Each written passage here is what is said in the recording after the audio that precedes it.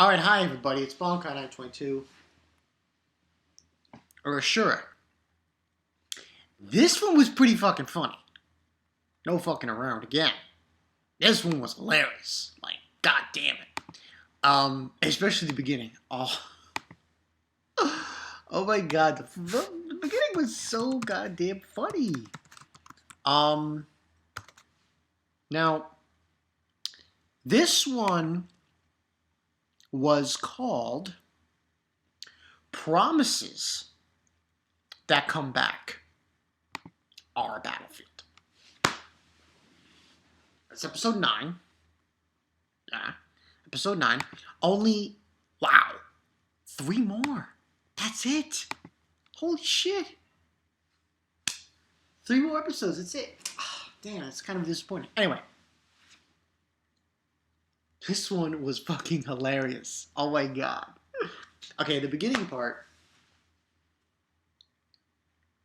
We see like an image. We see like a flashback of Ada and I. Now, this episode revealed a lot of shit. See, I was when I was watching this, the previous episodes, I knew something was up with Ada's friend, Karu. I was like, wait a minute. This motherfucker knows something. He knows something. But he's not saying anything. So, in this episode, it pretty much is revealed on the spot of what he knows. So, beginning part of this episode, it's a flashback of AI and Ada. Of course, in the kind of flashback we have, little flashback we have, I don't think that's what she calls him in that part. Then we get to the more after that. It's pretty much just he's at school at the the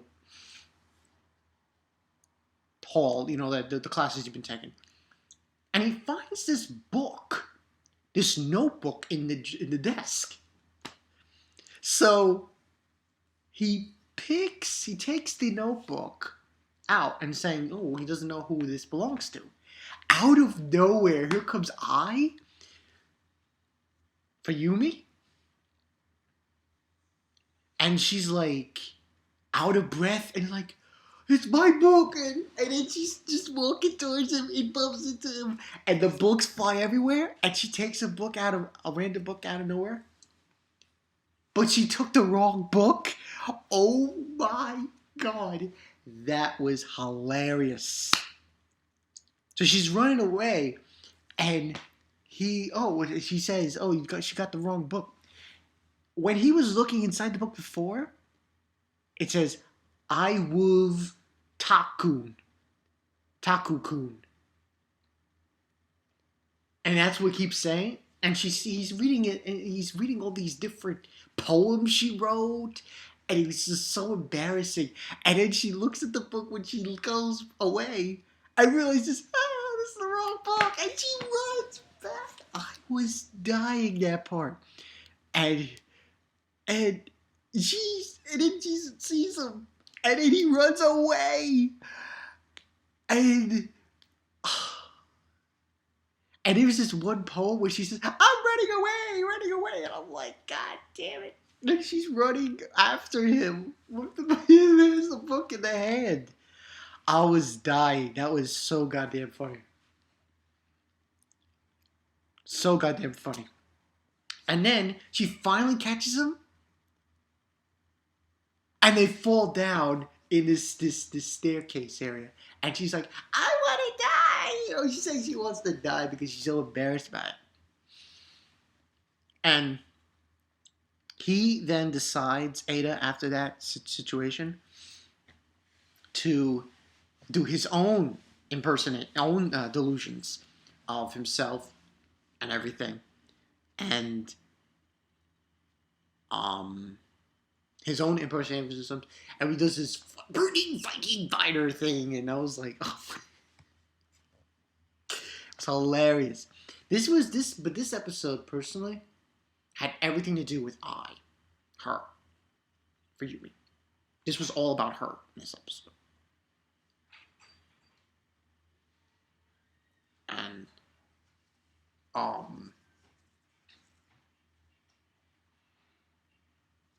it's all about her.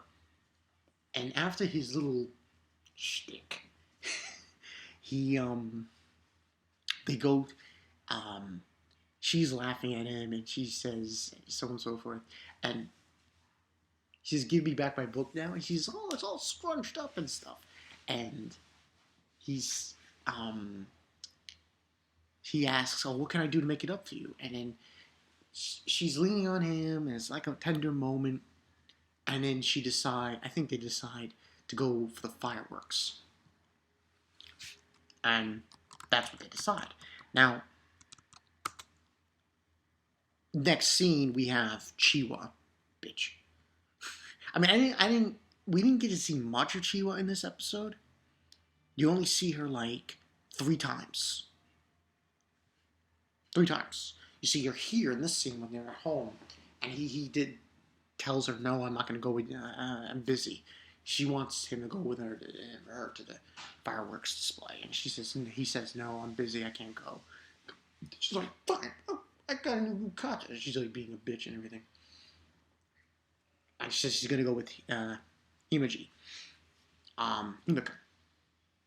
And then what basically happens is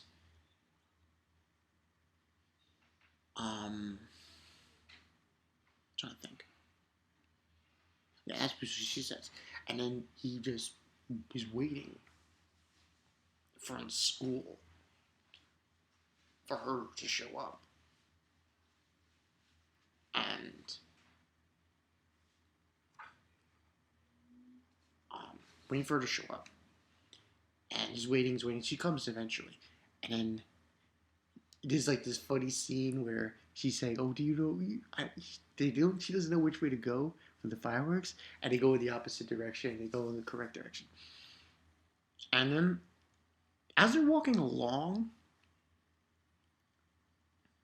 he sees different things, Ada, that he remembers when he was a child with Chiwa.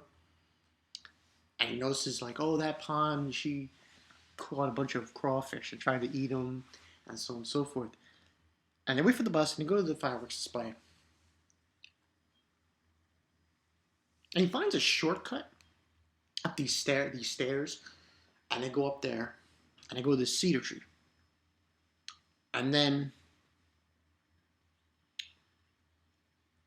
that's when she begins to tell him that she knew him back in kindergarten, and she called him Takun.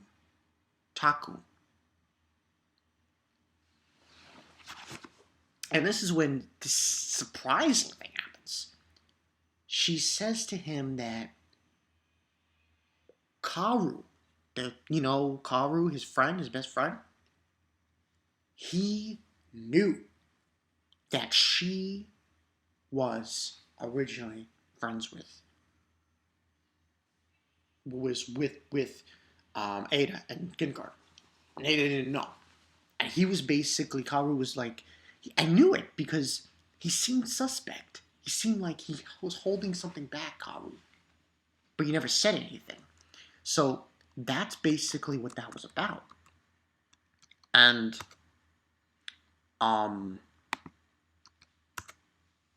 and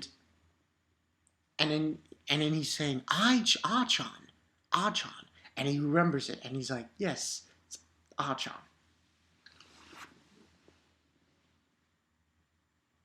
So this was basically a moment where they connected, and he realized that she was there when they were in kindergarten. And she felt that because, she's so upset with him because, he was always with Chiwa. Because she left after kindergarten. She went somewhere else. So that was the whole bit on that. And that's when she brings out, oh, what about your boyfriend? Oh, that was a lie. She just blurts it out. It's like, what? He freaks out. It was so funny. And the even crazier thing in that moment was he made a promise to her that 10 years from then, oh, you promised we would get married. And I'm like, nah, what? That was the funniest thing. And after he promises that everything and shit, oh, give me your stamp, give me your stamp. So for the wedding, it's a piece of paper she wrote on when she was like a kid. I was like, no. That was so funny. And after that scene, he just bolts. He bolts. He's like, wait for me, you know. Listen, I'm pulling for her. I'm pulling for her. Fuck Chiwa. Fuck out. I say it's between her and Rashutsu. I say it's between those two. Because she was a fucking short piece of crap. Give me a break. Give me a break. She's what, 2 feet tall? 3 feet tall? Get the fuck out of here. You're a loser. I'm sorry. I'm pulling for I. I'm pulling for her. You can get him. So anyway, he's running away from her, and he eventually bumps into Chiwa and Ibuka, and then they go to the fireworks display, and he whisperingly says sorry to her. The next day, he goes to school. He gets a phone call, and here comes the star of the Darth Vader music. That's the ringtone of Mishizu. So she's like Darth Vader now. And goes to school, finds out that Mushizu knew that he was going with her at the fireworks display. I was like, damn. So she says, kiss me. And he kisses her, and she's like, ooh. It was like so ridiculous. But here's the crazy part. After that situation there, guess what? The hall monitors, they decided we're going to lift the band off the club. That was shocking. That was shocking. And then basically, I's, the hall monitor, and she says that I'm gonna be the coach. She's gonna coach them about true love and everything, and so on and so forth. And of course, Chiwa says, she's barking and shit, and there was no argument. Rishuzu states that, oh, sure, you could be the coach and everything. And that's when, as they're leaving, I looks at her, I'll get your stamp for the wedding. No. And that's pretty much what happened in this episode. This was a good episode. I'm going to give this a 4 out of 5. I would give it a 5 out of 5, but, bear in mind. But this was good because this was a reveal. This was a real revealing episode. It revealed everything that was needed to be revealed about I-chan, for Yumi. It was pretty much just that. And I had a feeling, man, and tell you guys if you had a feeling too about Karu, that he knew something. You knew from Karu's expressions. He knew something, but didn't say anything. And that's what he knew. He knew that I knew Ada before anyone. She was in his kindergarten class. That was the whole bit of the situation. So yeah. But yeah, now that's all I got for you guys. So yeah, good episode. Oh man, that was so funny in the beginning. That and the marriage thing. Oh man, that had me dying. But yeah, good episode. Next week's is gonna be called Summer Training Camp Meetings Are a Battlefield. So they're going to be more of these summer camp. It's a summer camp thing. I mean, it seems like summer's over, but they're going to be doing this. So yeah, but All I gotta say is, for the motherfucking win, I'm pulling for her. Yes, I'm pulling for her. Rather her or Mushusa. Fuck Chiwa. Get the fuck out of here. Get the fuck out of here. You've been with him for his whole life, and she didn't get a chance to. Get a life. So yeah, and that's all I got for you guys. So yeah, this was Bonkai 922. I'll see you guys later. And that's all I got for you guys. Yeah. So for the motherfucking win. For you, me. See.